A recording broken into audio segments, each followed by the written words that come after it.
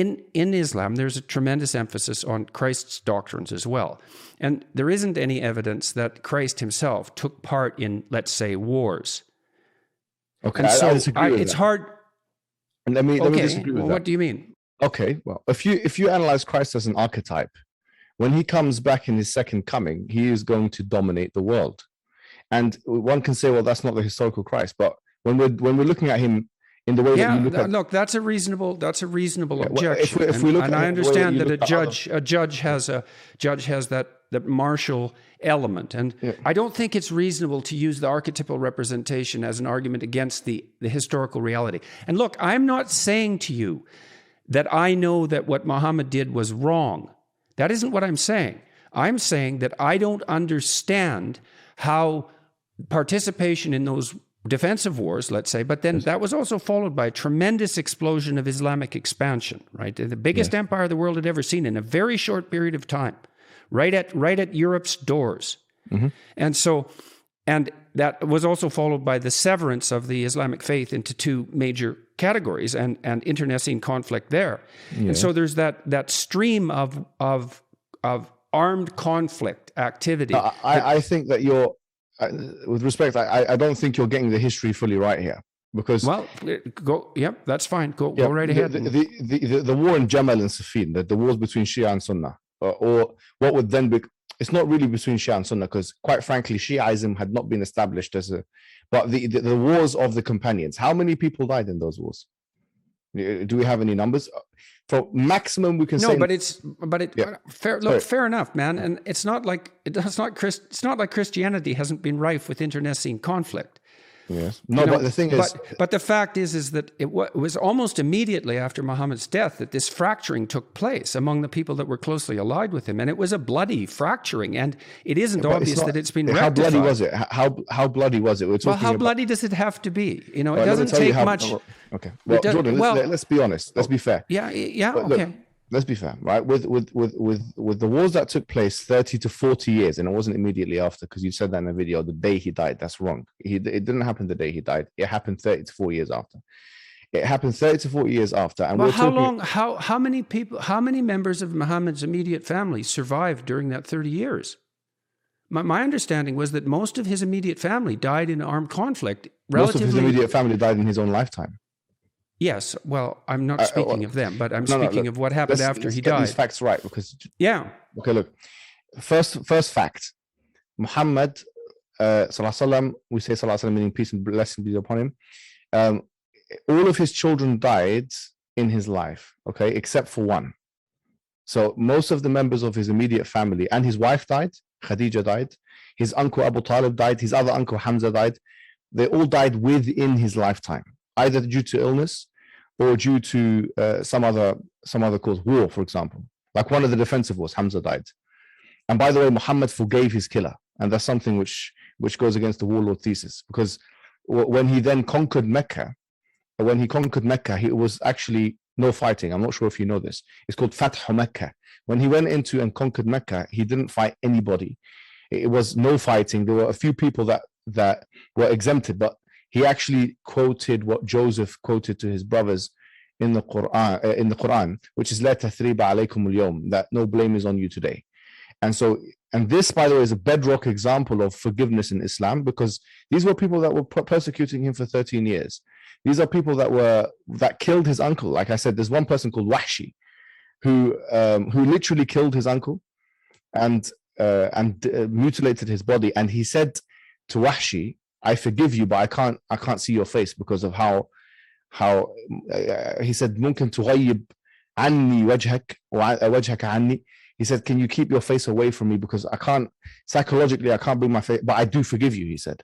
So he forgave people that killed his own family members. And this was after he himself attempted a treaty with the pagans called Hudaybiyah. And so they broke the treaty, and that's what initiated the conquest of Mecca, which was not a conquest that was fighting. Now, if you compare this, because I think the comparison, if there's any comparison that can be or should be made, it's Jesus' second coming with Muhammad in the Medinan period, not in the Meccan period. In the Meccan period, both were being persecuted, Jesus in his life and Muhammad in the Meccan period. But Jesus, when he comes back, he will then get authority. and he will be ruling with the iron scepter, according to the Bible. He would be crushing his enemies, as it says in Corinthians, under his foot, humbling his enemies under his foot, and killing and violent stuff. So, in fact, I will actually argue today that the New Testament representation of Jesus Christ in his second coming is way more violent than Muhammad's conquests in the Medinan period. Okay, well, look, like I said, I wasn't trying to make the case. I wasn't trying to make the case that what happened in Mecca or Medina was wrong. So let me explain that a little bit. So Christian Europe fought a defensive war against the Nazis. It isn't obvious that that was wrong. I don't think that was. I wouldn't say that's defensive. Well, okay, fine, but I understand the concept of defensive war. And, well, when America got involved in World War II, it was not under immediate threat by Germany, and they colonized it. And here's the thing: it overtook Western Germany. You see, and here's the thing: the term warlord that you use with the Prophet, you've never used with Harry Truman. You've never used with Roosevelt. You've never used with Winston Churchill, all of which conquered countries literally in wars. Because I feel like there is a bias there, and you've actually never used it with anybody else aside from the Prophet Muhammad in your public output. And I think that's unjustifiable. I think that you have biblical prophets like Moses, you have biblical prophets like Joshua, you have the Jesus in his second coming, all of which were warrior prophets. And you've only used the term warlord with the Prophet Muhammad, and I think that is unjustifiable. I think if what is it that what makes someone a warlord then? If it's conquering lands, then Harry Truman is a warlord. Then and so on and so forth. In fact, the Prophet Muhammad. Well, I guess that's a real tough question, isn't it? What makes a warlord and what makes a just war? It's not like any of us have the precise answers to that. I think that's partly what we're trying to hash out right here. Definitions of the word warlords. The definition of the word warlord, according to Collins, is that someone who acquires force by aggressivity and violence. Well, okay, so fine. You pushed back on me, so I'll push back on you to some degree. Okay. Well, it's certainly the case that the expansion of the Islamic Empire was accomplished by a tremendous amount of warlike activity, and that wasn't defensive. Now, look, I understand that monotheism is a difficult state to attain, and that monotheistic societies have emerged in the midst of conflict throughout human society. I understand that, and I'm not even saying that there's something exceptional in that regard about Islam, although the rate at which it happened was quite remarkable. But it presents us with a problem, doesn't it? I mean, it presents everyone with a problem. And the problem is, well, for example, the problem is reconciling the idea of turning the other cheek with the idea of a just war, a defensive war, or an expansive war for that matter. And of course that issue is relevant to Islam because Islam exploded outward and produced the biggest empire the world had ever seen in the space of a few short centuries. Yeah, but Dr. Jordan Peterson. So then you ask, well, what is the spirit that animated that? And is that attributable to the Islamic doctrines themselves? Yes, I don't know the answer to that. No, let me tell you the answer to that, okay? And this is what I want to tell you conclusively, and this will help build bridges, honestly, because we can maintain the warlord thesis, we can maintain the expansionist thesis. But here's what I'll tell you. Islam has a capability to be expansive, and it also has a capability of making peace treaties. And it does, and it should do whatever's in its best interest. Just like every country should do whatever's in its best interest. In the pre-modern world, we did not, I think this is highly anachronistic. In the pre-modern world, there was no such thing as the UN. It was a realist international relations framework whereby everybody was fighting everyone. The Roman Empire didn't care about it didn't care about you, quite frankly. It was expanding itself. The Persian Empire was expanding itself. And the Arabian Peninsula was in between both. And so it could have either been swallowed by those two other empires, or it could decide to, in fact, we will impose our governments on them before they impose it on us. And it decided the former rather than the latter. It decided to expand. And in fact, the Prophet, in his weakest of times, he predicted that would happen. You know, there was one war in particular where they were starving, and it's called Khandaq. And he hit a rock and he said, Futihat Rum, the Roman Empire has been conquered. He hit a rock again. He said, Futihat Faris, that the Persian Empire has been conquered. And then he knocked the rock again. He said, He said this in his weakest moment. He said that the Yemen has been conquered. I see that the expansion of the Islamic empire is a proof for Islam. And you know, it's not just me. Even historians say this. Barnaby Rogerson, he said the fact that Islam spread to the Roman Empire and the Persian Empire is equivalent to is equivalent to Eskimos taking over Russia and America. I believe it's miraculous, if anything, that this happened. I don't think it's unjustifiable. I think actually, Jordan Peterson, to be then why did it stop at Europe's borders, so to speak? If it was a miraculous expansion, yeah, it stopped out because of it wasn't successful there. It wasn't. It stopped where it couldn't go further. But the point is that it's not like the Christians at that time in Rome cared. I mean, they did the same thing for years. They were expanding themselves. Well, that's why I said I wasn't making a prima facie case that this was wrong. I'm trying to understand it. And you objected to my use of the term warlord, and perhaps rightly so. You know, perhaps that was an injudicious comment. I was rather shocked when I was reading Islamic history when I encountered the degree of violence that surrounded these events. And so, you know, maybe I was I was appreciate what you said there. I think that shows real sincerity in it, and it's one step closer to creating real meaningful relationships between I think and I think your defense that, well, the world was a battleground of empires, and you know, if it's push out from our territory or being encroached upon and dominated, then it isn't obvious that being encroached upon and dominated is the right approach, the correct approach, the most moral approach, let's say, especially because there'd be no shortage of bloodshed that would also accompany that. Mm-hmm. So sometimes you're in a bad place, but you know, it's not an easy thing for any of us to, what would you say, mediate between doctrines like turn the other cheek and love your enemy, and also at the same time discuss the necessity of both defensive and sometimes expansionist wars, right? We all have to contend with that. And it's very difficult to contend with it. The arguments are extremely complicated. You're absolutely right. And I think what's really important here, because I think this is a huge misconception, is to outline, because I know you're against totalitarianism. You're very, vocal about that. And I want to tell you that we are also, a point of commonality. We are also against totalitarianism. If we define totalitarianism as a central government trying to encroach every private and public matter of the citizens' lives. And this is something we don't believe in. In fact, this is very important. Islam does not say you have to force people either to become Muslim or that they have to live an Islamic lifestyle within an Islamic governance. And I'm not sure if you know this, but at the time of the Prophet, he made a constitution, with Jewish people, with other people who are not Muslim at the time, protecting their rights to worship whoever they wanted to worship, and actually even guaranteeing that if there were intruder forces, that they will be protected like that as well. Is that the arrangement made with like fellow people of the book, essentially? Yes, it was the arrangement. Yeah, I'm aware of that. Yes, and so not only this, but this was implemented at the time of the caliphs. So Umar ibn Khattab, or Abu Bakr as-Siddiq, Ali ibn Abi Talib, and so on. We believe in a kind of pluralism in this sense. And in fact, I would argue that it was more legally efficacious than what we have in the West. Do you know why? Because permission. Do you think that's true now?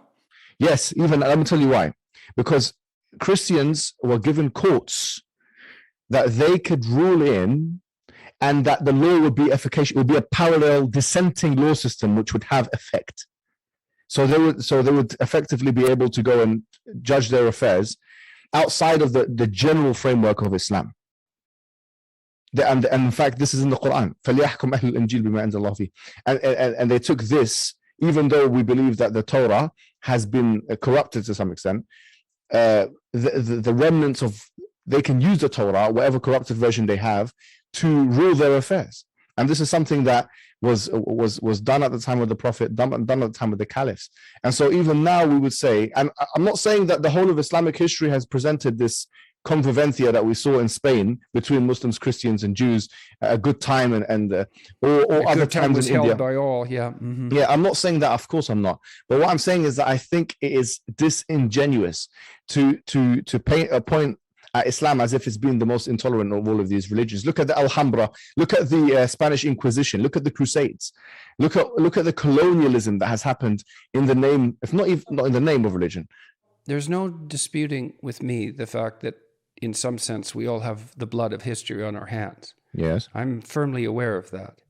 And No, that's what I'm it's saying. an existential burden for everyone. And I'm not trying to make the case that this is particularly or uniquely true of Islam. I certainly know that that's not the case.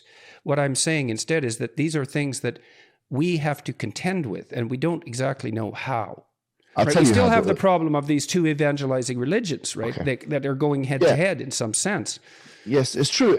Evangelizing doesn't mean that it's compelling, and this is very clear. Well, okay. Now there's an interesting point. Not that the points you made before aren't, because I kind of think, well, let he who can tell the best story win.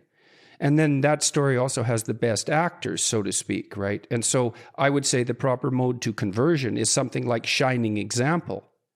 And then if you're governed by a doctrine that is in fact divine, and you're managing to embody that in the sense that gives you the glow, the charismatic glow of embodied divinity, 2 steps removed, let's say, and people are willing to abide by your words as a consequence, well, more power to you. And that's a lot more efficient and effective than compulsory war, armed conflict, or any of those things. And I mean, this is a constant problem. And I would also say that given our technological mastery now, we really can't afford this anymore. We have to solve this problem of defensive war, expansive war, evangelical religion, how to go about uniting us under some umbrella that isn't so vague that it means nothing, how to preserve our traditions from the past. And I can't see any better way than each of us trying to be shining exemplars of our tradition, and then letting that goodness shine forth in a way that people, it may be the case that we'll find that the better we are, the more we're like each other. I mean, wouldn't that be a kind of union under something approximating God? That all good men could see in each other a reflection of something that was the highest? And that could be compelling in and of itself? Absolutely. But I think in terms of the jurisprudence, in terms of what Islam is capable of, people in the West must realize that Islam is fully capable of peace. This is what must be realized. How do we know that? It's not despite the Quran and the Sunnah or the sayings of the Prophet and the actions, but it's because of them. If you look at the Quran and you look at, for example, chapter 4 verse 90, or if you look at, for example, chapter 1 verse 90, chapter 2 verse 190, you'll see that the Islamic commandments are clearly sometimes about defensiveness, but sometimes also clearly about creating peace treaties. And this Treaty of Hudaybiyah is a bedrock example.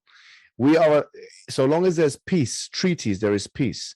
And so in terms of Muslim countries, they can perpetually create peace treaties with other people. Muslim people, even more so, because we believe we're fully under contract. And therefore... So you're willing to abide by a contract? This is the thing. Let me tell you something, Jordan Peterson, okay? One of the clearest for me, and I've done a lot of work studying liberalism, studying Christianity, and studying Islam, okay? The clearest commonality between liberal theory and Islam is contractarianism and contracts, consent. That is a clearest thing, because in liberal theory, you have the theory of consent. And in Islam, you have the same thing. Contracts are binding. The Quran says, "Ya ayyuhalladhina amanu." Even with people outside the faith? Yes, especially with people outside the faith. Why especially? Is that part of the tradition of hospitality in some sense? Yes, because if you break a contract with a non-Muslim, then you're driving them away from Islam. Okay, so yes, that's definitely true. That's absolutely so remember, true. Islam is attempts to attract people to its own religion. One of the categories of zakat was وَالْمُؤَلَّفَةِ قُلُوبُهُم, money that you pay to non-Muslims so that they can feel comfortable and they can feel as if you're doing them a favor and there's relationships going on. It's a category. It is a category of zakat, which is one of the 5 pillars of Islam, to give such money.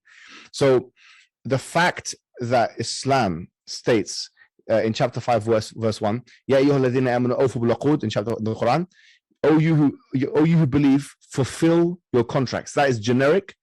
Al-Muslimuna ala shurutihim. That means to abide by your word. So you have to stick by your words. No matter, for us, if you don't stick to your words, then this shows a lack of character. It shows that you, in fact, one of the signs of a hypocrite is that he goes against a religious hypocrite, is that he either, if he makes a contract, he goes against it. It seems one of the most despicable things. Do you think that there are other things that I've said about Islam that we could talk about right now that I could clear up, and because I don't want elephants under the carpet. I don't like elephants under the carpet or snakes under the carpet. So are there other things that I've said that people on the Islamic side who would maybe like to not be my enemy, let's say, because who needs enemies after all, unless you want them? Are there other things that you think, places that I've misstepped in a serious manner that should be rectified as far as you're concerned? In a serious matter, I will confine it to the warlord comment, because I think that's the one that most Muslims... Well, people in the West are afraid of Islamic expansionism, and they're, okay, so let's go after that again. So the other thing that I find upsetting, let's say, is the civil war in Islam. The Prophet didn't tell people to fight each other. I mean, fair enough. Islam doesn't say that. Islam doesn't say there should be a civil war. In fact, it was predicted, but it was never encouraged. In fact, the Quran clearly encourages against civil war. Yeah, and I would say the same thing about Christianity in relationship to the endless Protestant and Catholic wars. Sorry, just to interrupt. It gives us a remedy. In fact, the Quran is the only religious book I know that tells you how to deal with a civil war. وَإِن طَائِفَتَانِ مِنَ الْمُؤْمِنِينَ قَتَتَلُوا فَأَصْلِحُوا بَيْنَهُمَا. It says that if two groups of Muslims fight, then create peace between them. فإن بغت إحداهما على الأخرى فقاتلوا التي تبغي حتى تفيء إلى أمر الله. It says that if one of the groups rebels against the other group, then fight the one that is rebellious until it wakes up to the command of God. So Islam is categorically against civil war. Islam is clearly for pluralism. It's not for compulsion. These misnomers and misconceptions must... So fair enough. And as I said, I know that the Protestants and the Catholics were at each other's throats for years. And despite the fact that of there being no justification for that, let's say, or quite the contrary in the Gospels. So this isn't a problem that's unique to Islam, but it is an ongoing problem in Islam. And it's not like there isn't sectarian strife in the West. I also understand that. And so that makes people watching the religious community, say, wary because, well, for obvious reasons. And so I know you can't answer this question in totality, but Islam hasn't been able to bring its own house into unified order. And so why do you think that is? And how is that related to Islam itself, if it is at all? There's nothing exceptional about Islam in that regard. And this, once again, you made this point many times, and I'll tell you something again.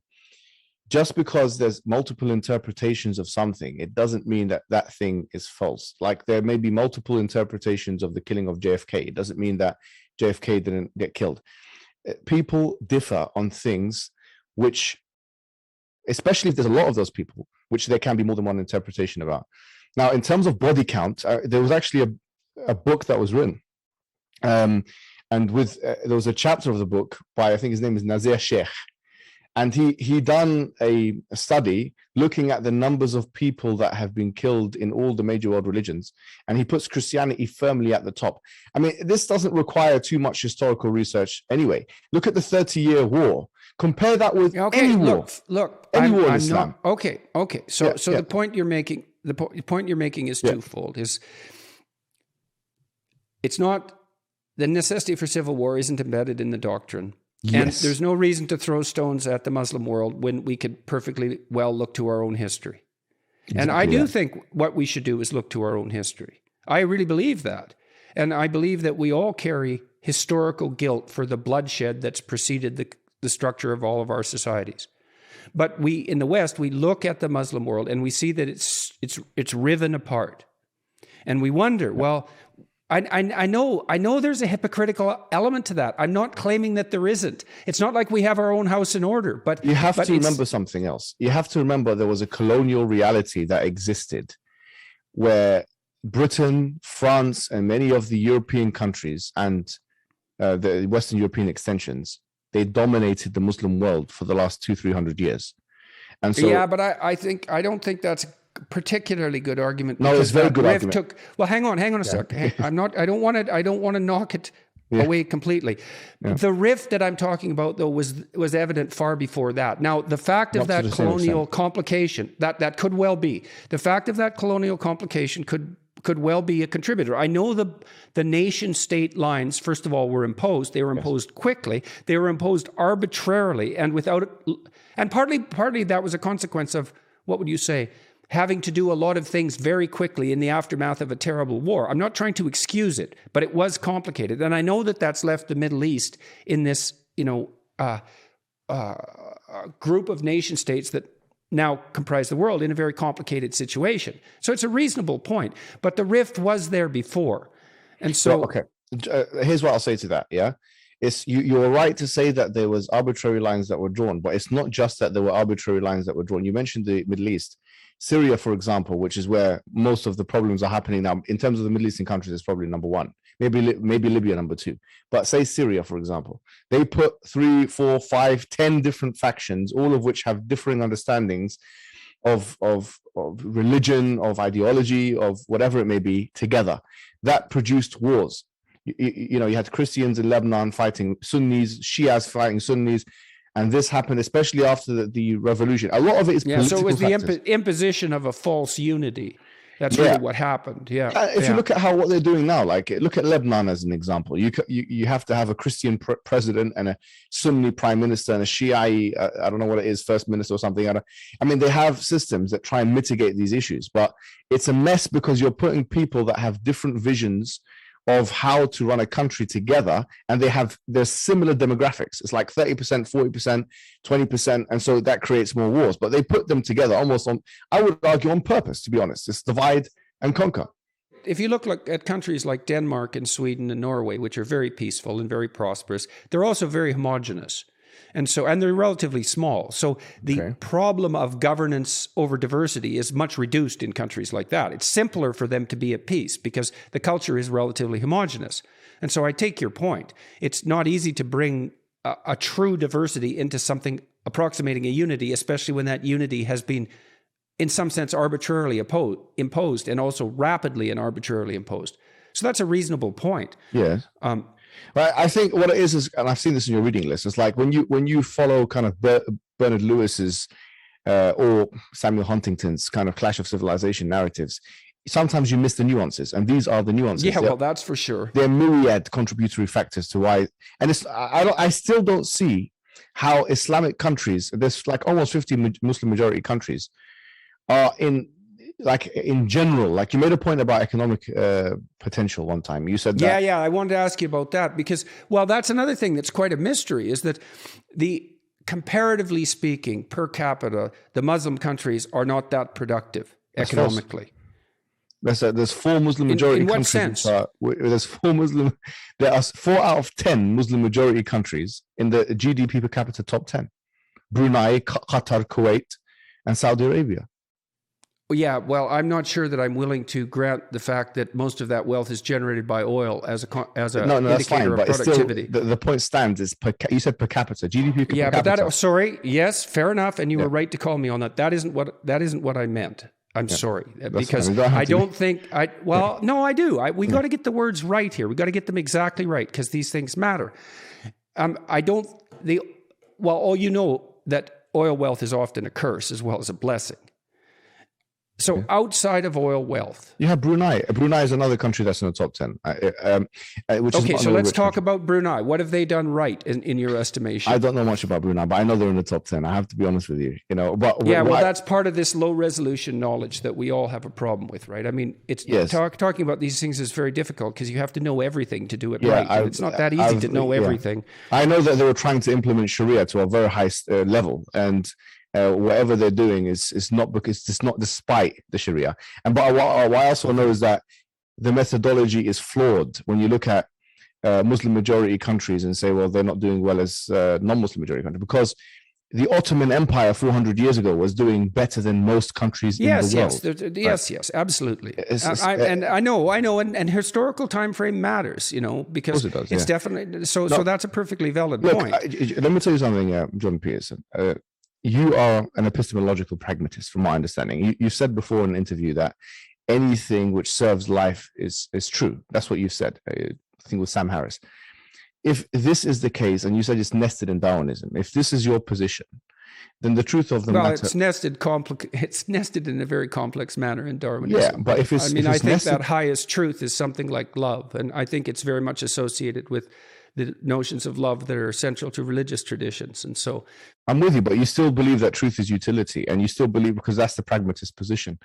And so truth is relative. And what I'm saying... Yeah, but I also believe that the basis of utility is love.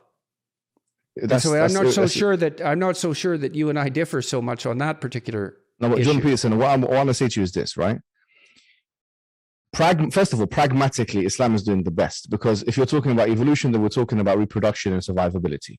And Islam has got the highest birth rates in the world today. It's the fastest growing religion by a mile. By 2100, it will be number one. So in your definition, it should be the most true, by the way. Number one. Number two is this, is that... Yeah, well, that's a lot of love, all that reproduction. Don't try and change the subject now. Look, so number two is this. Look, Dr. Jordan Peterson, is I'll tell you that I think I've seen your struggle against postmodernism. I've seen your struggle against nihilism, and I don't think you will be successful. And I'm sorry to say it like this. And the reason why I don't think you'll be successful is because your framework is itself relativistic. If it's utility and epistemologically pragmatic, then truth is relative. And if truth is relative, what are you going to say to you actually agree with the postmodernists in that sense. I think you're closer to postmodernists than you think. In fact, the pragmatist position is not inconsistent. It's a secret love. It's not inconsistent, Jordan Peterson, with the pragmatic position that you hold. What we are offering you and the West... I'm going to detail out that in much more detail when I go to Cambridge and Oxford. So I don't know. You should come. Why don't you come to one of the talks? I'll come. Okay, just send me. Do you want me to get? Do you want an invitation? Absolutely. I'll get you an invitation. Yeah. Well, why don't you come? Because I'm going to talk about one of the things that. in Islam is to always accept invitations as well and gifts. And I'm going to send you some gifts as well, my friend. Yeah. All right. Because we need to get you some gifts. Right? All right. Okay. So look, I'm going to ask you one more. I got to stop because I'm getting burned out. I want to ask you one more question. Okay. And I would like to talk to you again. And I do hope you come and join me in Cambridge or at Oxford for one of these talks. That would be real good. Yeah. I'll get the person organizing the trip to extend you an invitation. And so, thank you. Now you described yourself as a traditionalist as opposed to a liberal Muslim. Yes. And we were talking a little bit about Mustafa Akyol. And so why for you is the traditionalism particularly important? And why should that carry more weight than, let's say, attempts to hypothetically liberalize Islam? What is it doing for you? Look, we have, and this goes back to the pragmatism point and the postmodernism point. Islam gives you moral anchorage in and of itself. We believe Islam itself has an inbuilt flexibility, but objectively, from a correspondence theory perspective, it's an outside truth, which is hard, which is strong, and which can oppose and destroy postmodernism and nihilism. And that's what I think a lot of your followers want. So you think that a traditionalist grounding is it's a firmer foundation as far as you're concerned? When a liberal decides that they want to fuse Islamic ideas with liberal ideas, they're almost okay, fair enough. I can understand that, and it's partly why I have some sympathy for the conservative perspective. Just one point. Okay, yes. So they're admitting that there's almost an admission that Islam is not complete and it's not perfect. We believe Islam is complete and it's perfect in its guidance, and we believe we have evidence for that. Whether it's the prophets. Yeah, well, okay, but there's two problems I have with that, I would say. I mean, look, and I'm taking your point seriously, and I understand the utility of firm foundations as a bulwark against chaos. Okay. Yes, of course. So, but here's two problems I have with that. It's not easy to protect yourself if you're a traditionalist against the temptation towards an authoritarian interpretation. And flawed as we all are, when we approach, let's say, sacred texts, we also have to remember that it's us who are reading them. And divine though they may be, that doesn't mean we're perfect in our receipt of their message. And so it's hard. What the danger on the more traditionalist side is the slide into authoritarian certainty, as opposed to the slide into chaos on the more liberal side. Well, so how do you personally defend yourself against that? Well, first of all, authoritarianism on pragmatism and pragmatism are not inconsistent, because an authoritarian leader can... I'm not saying I have the answer to that problem. I'm fine. Making that That's claim. the first thing. Number two is, I would say, you've said one time, I think in a lecture, that one of the miracles of Christianity is render unto Caesar first. Render unto Caesar what belongs to Caesar, and render unto God what belongs to God. What if Caesar is Hitler? Then you've got authoritarianism all over again. So I think yes, definitely. So but you didn't answer my question, though. Look, it was a technical question. It's a technical question. Look, and maybe I'm wrong in the formulation, and you can tell me if you think I am.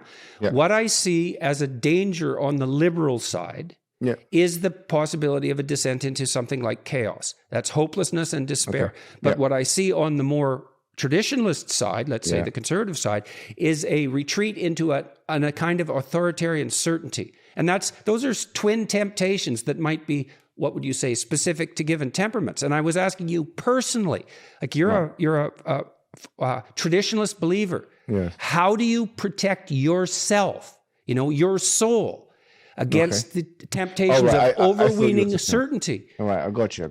Okay. Yeah, no. I don't. In terms of certainty, I strive for it. In fact, we want it. We don't want to. The problem is not. But how do you rectify error? Like, you're not perfect, obviously. No. Me personally, of course, I'm not perfect, but we believe we follow a perfect guidance. Right, but you follow it imperfectly. Yes, right? And there's the rub.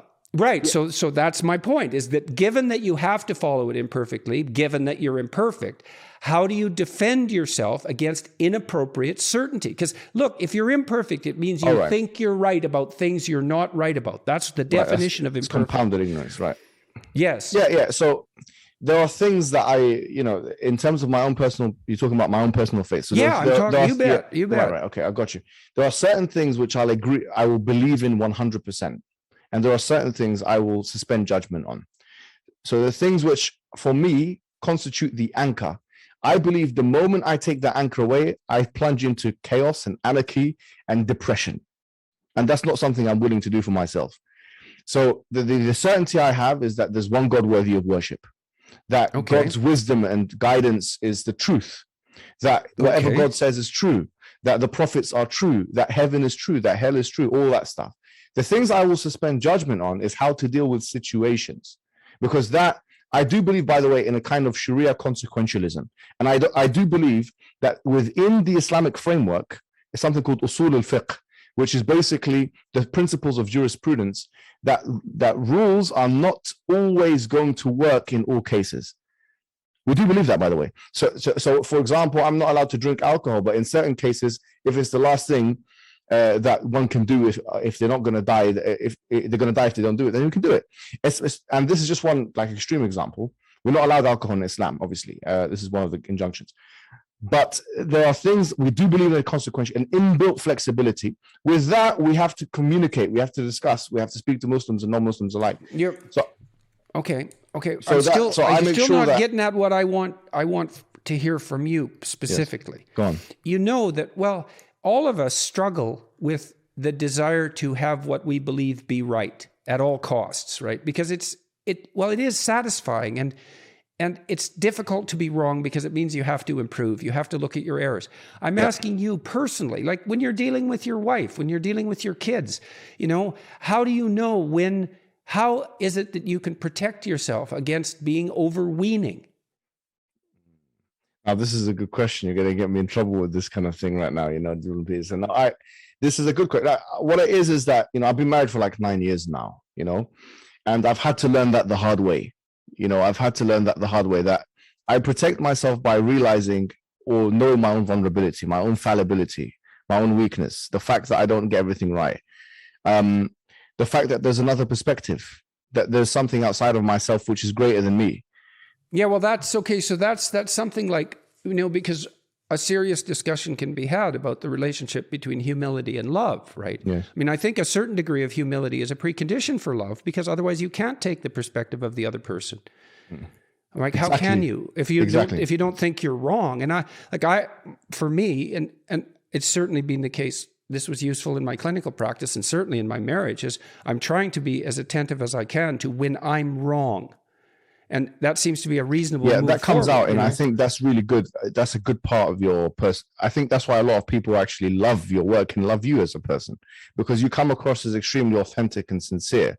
That we don't find that kind of thing in kind of a lot it's of not like discourse. it's not like it's obvious to me that the Christians have it right and the Jews and the Muslims have it wrong. And so that's certainly not the case at an individual level. It's way more complicated than that, way more. And so we're just not going to go for answers. If we go for answers like that, we're going to be at each other's throats. And how about we aren't? How about we're not? How about we make peace? Hey, and so you and I, we had a peaceful conversation, so good for us, and hooray. And hopefully we'll have some more. And I would very much like to see you in Cambridge or Oxford, and you can listen to my arguments in a more detailed manner that way, and that might address some of the philosophical concerns that you were raising. Yeah. So I'll get an invitation out to you, well, likely today. So, fantastic. And hopefully we'll be able to talk again. And thank you very much for agreeing to speak with me. I appreciate it. And for correcting me on my misapprehensions. Thank you, Dr. Jordan. And you're most welcome to come and speak on my podcast as well. And as I said, a lot of traditionalist Muslims really look up to you. And I think we've actually come quite a long way in being able to build bridges. To summarize really from my side, so long as today we have realized that, okay, Islam is a religion not too dissimilar, okay, from the other previous dispensations as we would see it. And that there are things, there's a flesh that joins these religions, and also that peace is possible. Peace is possible. Good. Well, then let's see if we can be good enough people to actually want peace. Let's try and see what we can do. All right, man. We'll see you. I hope we see each other in the UK. And I'd like to say hello to all the listeners and watchers of this from the Islamic community. And let's see what we can do together, man. Yeah, and you're invited to any mosque, I think, in the UK will have you, because you've already got the presence there. Just name the mosque and I'll get you an invitation. Send me a suggestion. When I send you this invitation, send me a suggestion. I don't know if I can do it on this visit, but I'm coming back in, I think, March, and I'm certainly willing to do it. That's not only willing, eager, and I mean that. I mean eager. I would love to be welcomed in that manner. That would be a tremendous privilege as far as I'm concerned. So, no, I think you will be surprised as to the amount of acceptability that you have in particular in the Muslim community. Well, hooray for that. So let's try not to muck it up with foolish words. Move on. All right, man. Good talking to you. Thanks again. Thanks so much, man.